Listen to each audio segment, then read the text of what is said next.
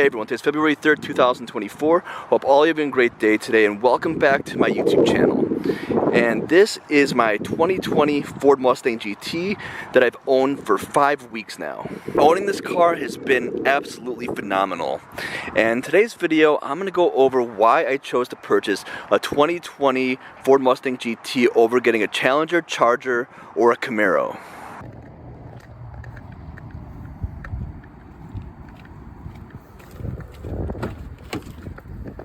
Cold start.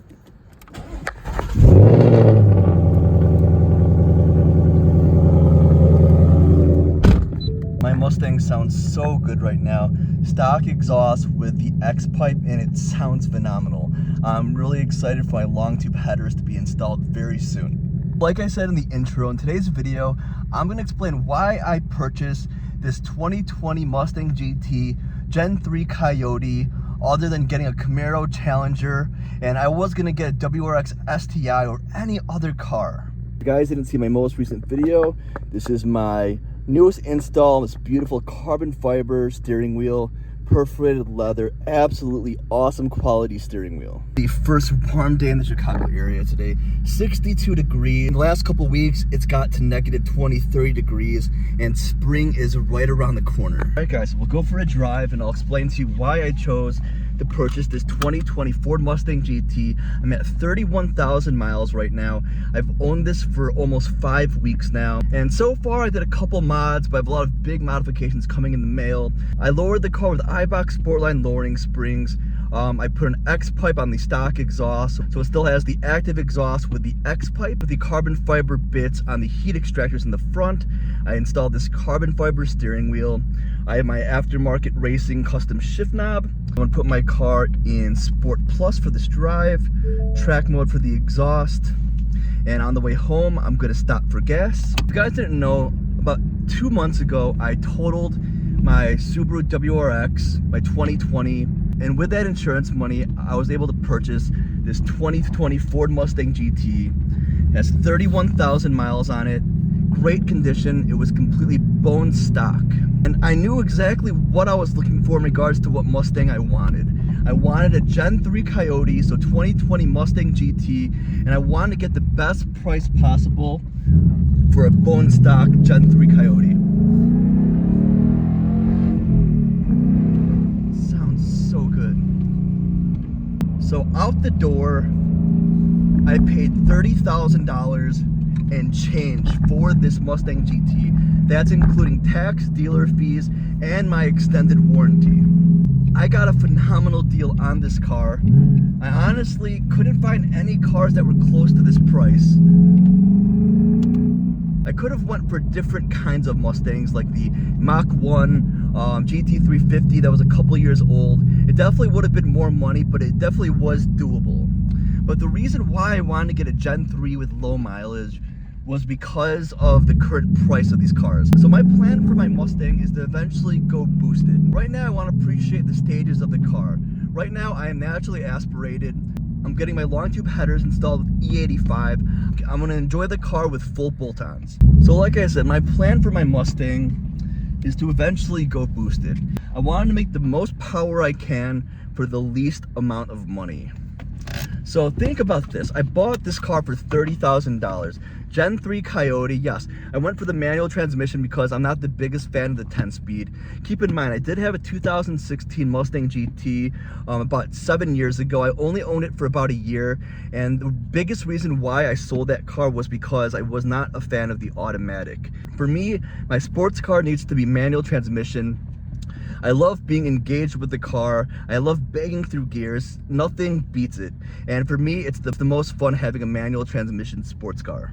So keep in mind, I've been out of the Mustang community for a while now. I owned a 2016 GT in 2017, so almost 6-7 years ago now.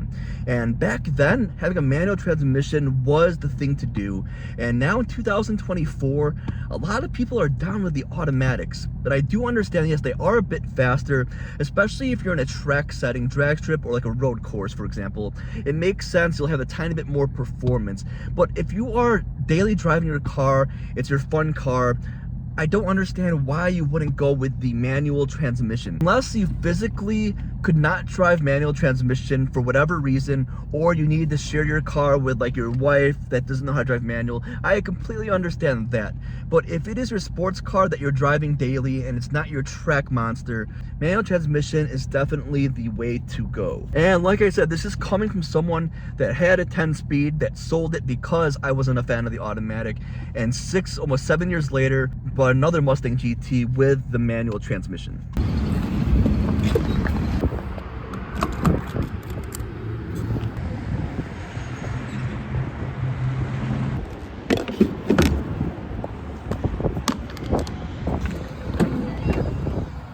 Alright, I have a full tank of gas now. My plan was to make the most power the most efficient way possible, the most cost-effective way.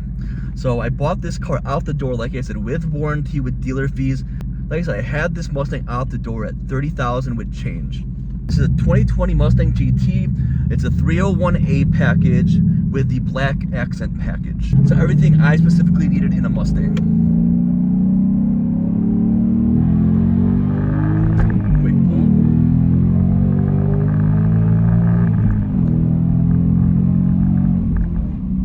And first warm day where my car can actually grip the road. But what I want to do is eventually go supercharged. So think about this. Right now I'm $30,000 with this car from the dealership. Supercharging the car, let's say I can supercharge the car $10,000 to $15,000 completely installed on my car with the tune. That leaves me about $45,000 making a lot of power. Going full bolt-ons, I should be around, let's say 500 wheel horsepower roughly.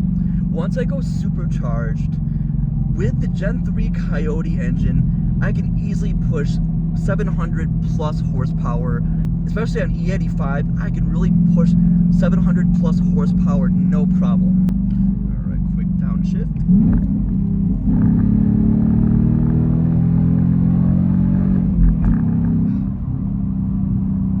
So much fun. The other cars I was looking at was possibly getting a Camaro, possibly getting a Challenger. I did test drive a Dodge Challenger Scatpack, and the car sounded phenomenal. It was a big car, and it sounded great. It wasn't the car for me. The Mustang isn't a muscle car. It is a sports car. It's great taking turns, and you make so much horsepower from this Coyote engine. Very easy horsepower. And on top of that, it sounds really, really good. The Camaro is definitely an option, but when I test drove a Camaro, and I have a couple friends who have Camaros, they're great performance cars, but the interior, it's definitely not as good as the Mustang. The Chevy interior on the Camaro was definitely not for me. You definitely feel more claustrophobic. You feel like you don't have as much room. You do have that blind spot, which is not a big deal to myself, but the materials in the Mustang blow away the Camaro by far. And honestly, I love the Gen 3 Coyote engine, and the Mustang overall, in my opinion, is an overall great car. What other car, let's say $30,000 for the car, supercharging it, and say $10,000 to $15,000, let's go $15,000 on the higher end, $45,000, let's say for the headers, exhaust mods, another $5,000, so $45,000 to $50,000. You get a reliable car that can make upwards of 700 plus wheel horsepower reliably. I've seen other YouTube channels talk about this with the Coyote engine making easy horsepower. Not many cars can do what this car can do. This car can take abuse. It can take a lot of horsepower. You don't need many supporting mods, but once you get higher in the horsepower, obviously you do want to change the clutch. It's been a little bit over a month since I picked up my Mustang GT, and honestly I've been having so much fun with this car. Now that it's getting warmer out, snow season's right around the corner, I'm going to go to a bunch of car shows, car meets, keep modifying my Mustang, share that with all of you. But just in general, driving this car to work, having fun with it, it's such a fun car. It's a comfortable car to drive. It's a V8, and the thing with Ford's recent announcement makes me really happy to have a Mustang. The Challenger, Charger, and Camaro are no more. And Ford announced that they're always going to have a Mustang GT. They're always going to have V8s. It makes me really proud to own a Mustang. Right now, and definitely in the next couple of years, V8 manuals, it's going to be a dying breed. I wanted to pick the Mustang up before they stop making these cars in manual transmission. That's why I'm so surprised so many people are down for the automatics with this car. And yes, I could have picked up other kinds of Mustangs. For example, I could have picked up a Mach 1. I could have paid a little more and got a GT 350. I could have bought a 2024 S650. And those would have been more money. It wasn't the most cost-effective way to make the most power possible.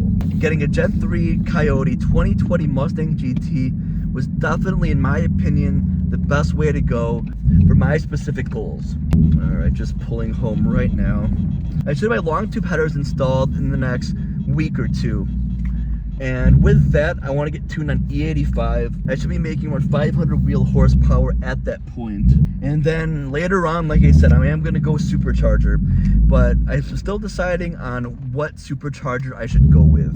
I was leaning toward VMP, but there's so many options right now, and I'm still undecided on which route I want to go. Hope you guys enjoyed this video today. I know it wasn't the most exciting video, but I wanted to explain why I chose to get a 2020 Mustang GT over getting a Challenger, Charger, or Camaro. I explained in a previous video, I've always been a Mustang guy. I owned a 2007 Mustang, 2016 Mustang, and now a 2020 Mustang GT. My dad, who passed away last January, was a Mustang guy, and the Mustangs have always been in my family, and it's a big reason why I chose it. It happened to be a car that fit my specific needs, and I'm excited for all the mods I have to come. And like I said, I will be sharing everything with all of you on this channel. So please leave a like, subscribe to the channel if you're new. Leave a comment down below what you guys think of my Mustang GT right now. I love my 2020 Mustang GT. I love the S550 chassis, and honestly, it's such a good car, especially the amount of performance you get for the money. And remember, I respond back to every single comment I get. Peace out, and I'll see you guys in the next video.